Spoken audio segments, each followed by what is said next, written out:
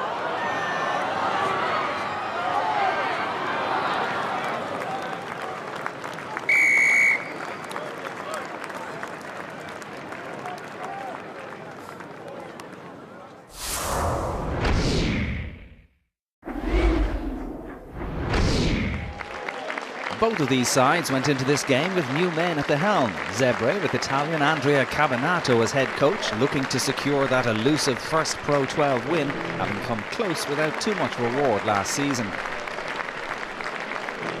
This was also Pat Lamb's first competitive game in charge of Connacht, hoping to improve on the Irish province's 8th place finish last season. The Westerners welcomed young Carr back to the sports ground, having spent a couple of years at Leinster. And Lamb's men were swiftly out of the blocks. Nathan White got over for a try in the 4th minute after a catastrophic quick line-out move by the Italians. Good awareness from White and a dream start for Connacht despite Darren Park's missed conversion.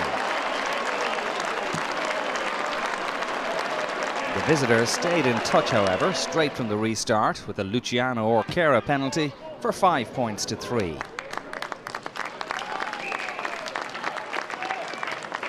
Then a significant breakthrough in the 29th minute for the home side. Connacht spread the ball swiftly from one side of the pitch to the other, and with the Zebre rearguard stretched, winger Matt Healy burst over for Connacht's second try of the match.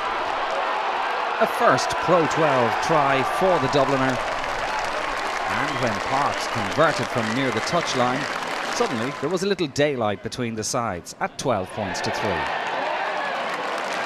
Scottish out-half landed a further penalty before half-time to leave Connacht 15-3 ahead at the break. Orquera was keeping Zebre in touch with his boot. 2 penalties into the second half brought the score back to 15-9 on the hour mark, and it was still all to play for. From the restart, Zebre's lack of discipline was punished by referee Rhys Thomas. And Parks was presented with the chance from another penalty, which he duly put over to make it 18 points to 9.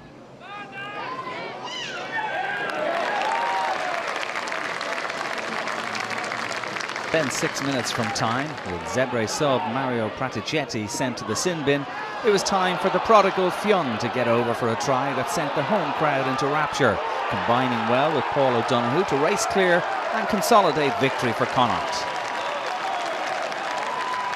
Parks converted, and the points were absolutely safe.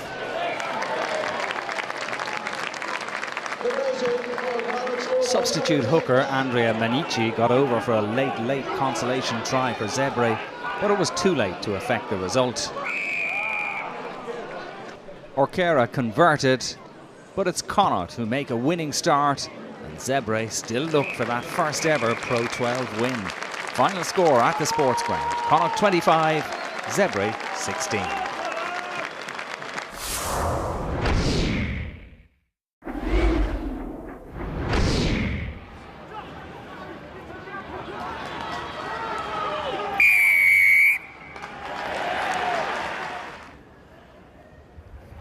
Stop.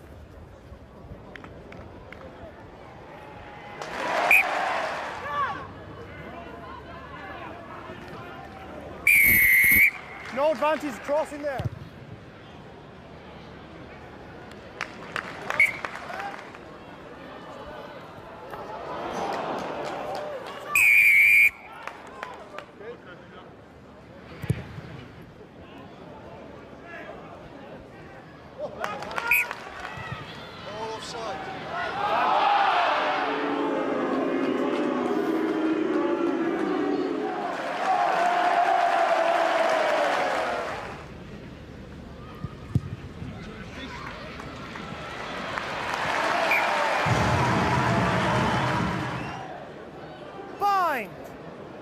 Set! Hold!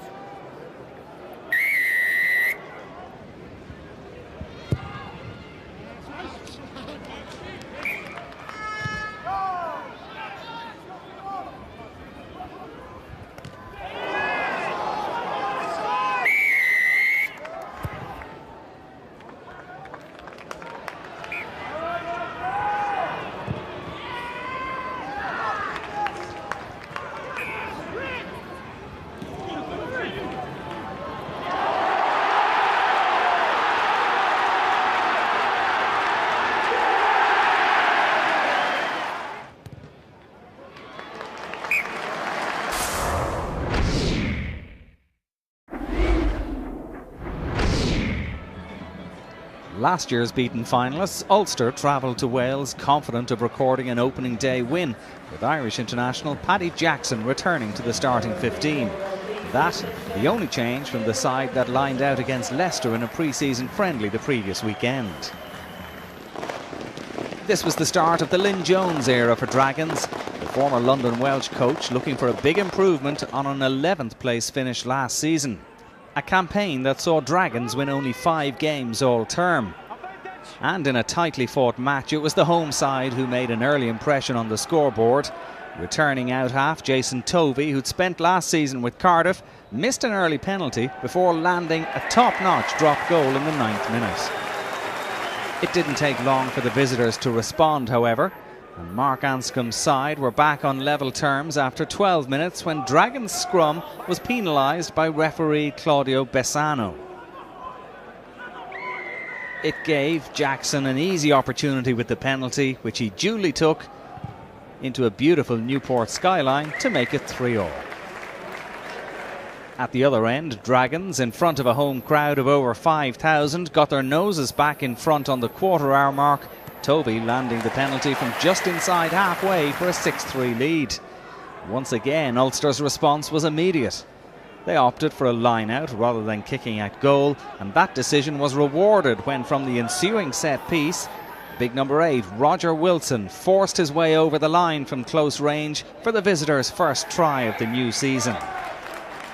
That gave Ulster an 8-6 lead But Jackson was unable to tag on the extra 2 points with the conversion and missed another couple of penalty opportunities to leave Ulster 8-6 up at the half-time break. Into the second period, Ulster dominated possession and territory early on, but Dragons survived, and it was the Welsh side who retook the lead in the 49th minute when Ulster's experienced captain Johan Muller was whistled at the breakdown, and Tovey stepped up to put the ball over the bar for a 9-8 lead for Dragons.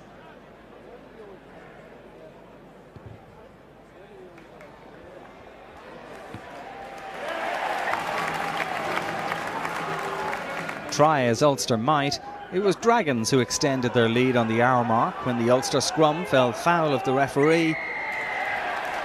And another very well struck Tovey penalty gave Lynn Jones' side a little breathing space with a 4-point cushion, 12 points to 8.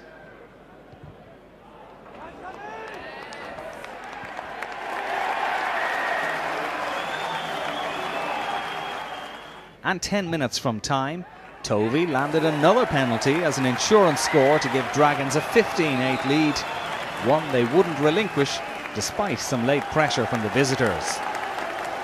Not the start Mark Anscombe was looking for from his side, but Dragons, who were beaten at home and away by Ulster last season, have hit the ground running this time under new boss Jones. Final score at Rodney Parade: Newport Gwent Dragons 15, Ulster 8.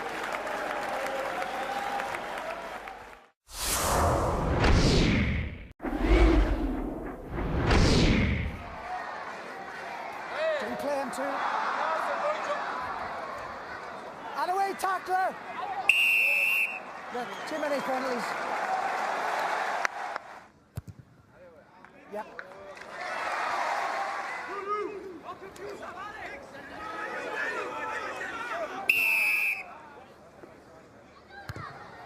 Yep.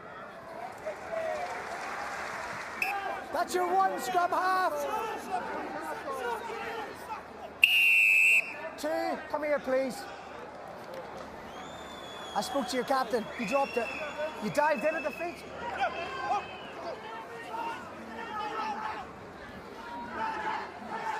6.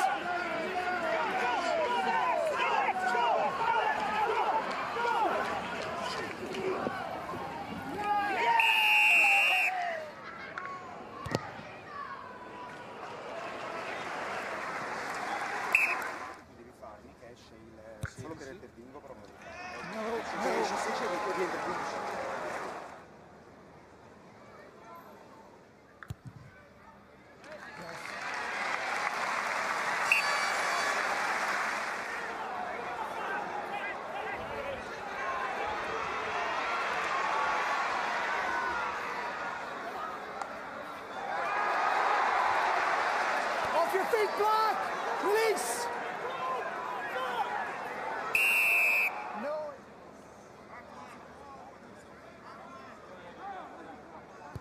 Yep.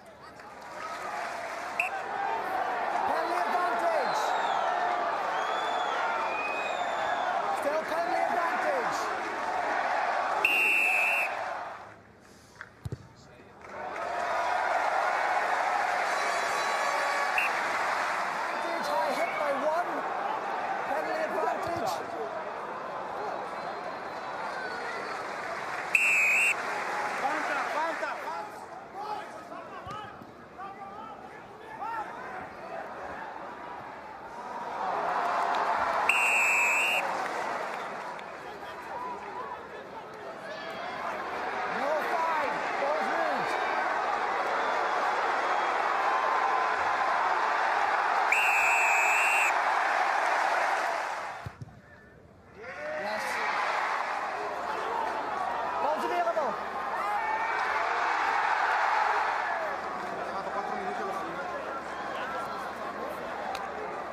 Clock's off.